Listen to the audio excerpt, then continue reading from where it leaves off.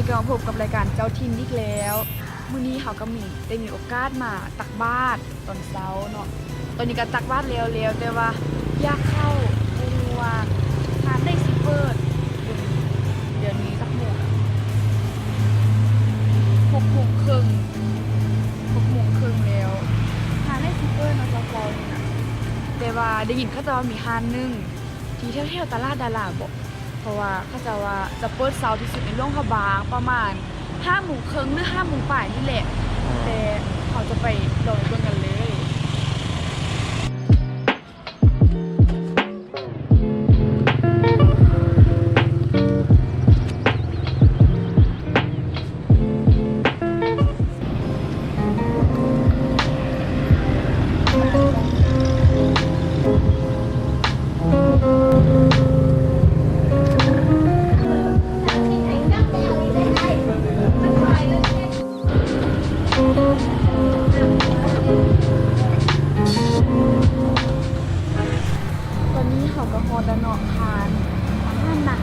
ซึ่งจะเป็นอาหารที่เขาบอกที่ต้นคลิปแล้วเขาจะมากินซึ่งจะเปิดประมาณ5:30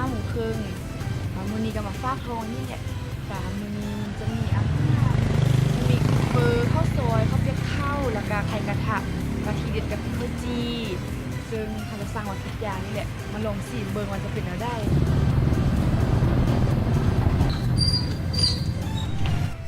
และในตอนนี้อาหารของพวกเขาก็ได้มาแล้วมันจะมีข้าวซอยแล้วก็ข้าวจีบักเดข้าวเปียกข้าวแล้วก็ไข่กระทะมีแต่แนวอยากเข้าสั่งมาทั้งหมดนี่ถ้ามากินหมดบ่หมดลุยกันเลย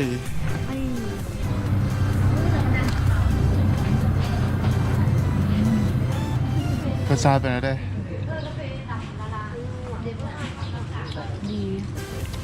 ดีเลยเนาะกลมกล่อมนี่มันข้าวจีปาเต้เนาะตัวปลาก็จะมาสีข้าวสวยเป็นตัวเลยขอนกระดึกเอาหุ่นเนาะที่แดงตอนเขาได้ยินจากเพื่อนนี่คือว่าบ่ได้ได้ปรุงเลยนะนี่ชิมเส้นมึงอันนี้มันก็สอยนอกบางอ่ะแมน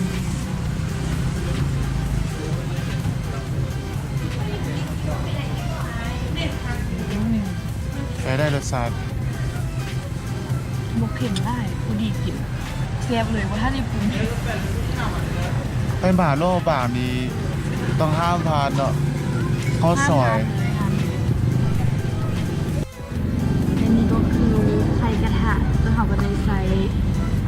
น้ำฟิวเนี่ยลงไปแล้วเราจะมาซิมเลยว้าวเป็นแซ่บนะแม่นชิมไปต้องผสมทุกอย่าง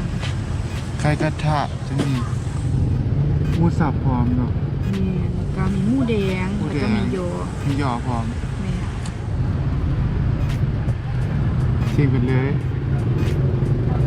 ว้าวเป็นแต่แซ่บเนาะ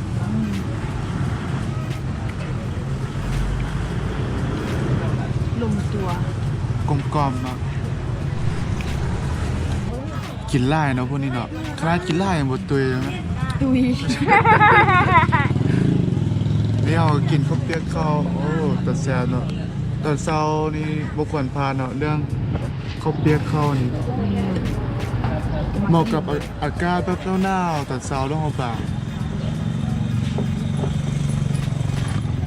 ข้าวเปียกหมูสับตอนนี้เนาะ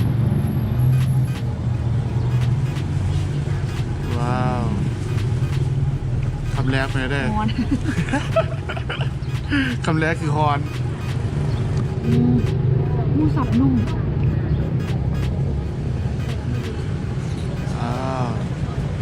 แล้วก็สุกพอดีกินหอมแล้วจะใส่ขิงหมดลงไปแมนแล้วก็พริกไทยพอกินแบบราดผงกันเลยแซ่บมาก ทุกคนมื้อนี้ก็อิ่มแท้อิ่มหวานนี่โอ้เฮาก็กินไปหลายได้แล้วกินถังข้าวซอยถังข้าวเปียกไปจนหมดไอกระทะก็หมดแต่ที่บ่หมดก็คือข้าวจีเพราะว่าโกนใหญ่เทๆนี่โอ้อันนี้จะเป็นโกน15,000นี่ขนาดครึ่งหนึงนี่ยังใหญ่กว่าหน้าเลย ยอมรับว่าหานี้เขาจะเอาให้ไล่เทๆขนาดว่าเขาเป็นคนกินไล่แล้วได้ก็ยังกินบ่หมดกิน2คนนำกันก็ยังกินบ่หมดและพิกัดทานนี้ก็คืออยู่ซีแยกตลาดดาราตรงกันข้ามเลยกับตลาดดาราทางไปถ้ายักหนาก็มาได้เปิดตั้งแต่เช้า5 โมงเลยแล้วก็จะมีข้าวจีมีทั้งโกน15แล้วก็โกน10,000เด็กโกน10,000ก็ไล่15แห้งไล่จนกินบ่หมดจนได้เอากลับบ้านยอมในเทมมื้อนี้นะและมื้อนี้ก็ต้องขอขอบใจหาหนักที่เป็นผู้สนับสนุนอาหารหลักในมื้อนี้ต้องบอกเขาให้อิ่มท้องกันไปเลยเดี๋ยวตอนเช้านี้แล้วก็ถ้าไผอยากมากินมื้อนี้เนาะมากินอาหารอยู่ร้านนี้และมาแต่บอกเขาจะว่ามาตามเพจของพวกเขาก็จะสามารถซื้อถ้าซื้อข้าวจี10ก้อนจะแถม1ก้อนและถ้าซื้ออาหารทุกอย่างนี่แหละครบ50,000 กีบจะส่งฟรีเลยเด็ดตัวหมดน้องฮอบาง ว้าวน่าสนใจหลาย แม่นแล้วอย่าลืมมาเด้อทุกคนจบไปแล้วกับคลิปในมือนี้ของพวกเขาการที่เราว่าอิ่มหลายเนาะแล้วก็อย่าลืมกดไลค์กดแชร์แล้วก็กดติดตามเพจเจ้าถิ่นเด้อถ้าอยากให้เราไปกินทานได้ก็คอมเมนต์บอกได้แล้วก็อย่าลืมทานได้ที่อยากให้เราไปรีวิวอาหารหรือว่าอย่างการติดต่อเข้ามาได้มาเป็นสปอนเซอร์ให้เราเด้อ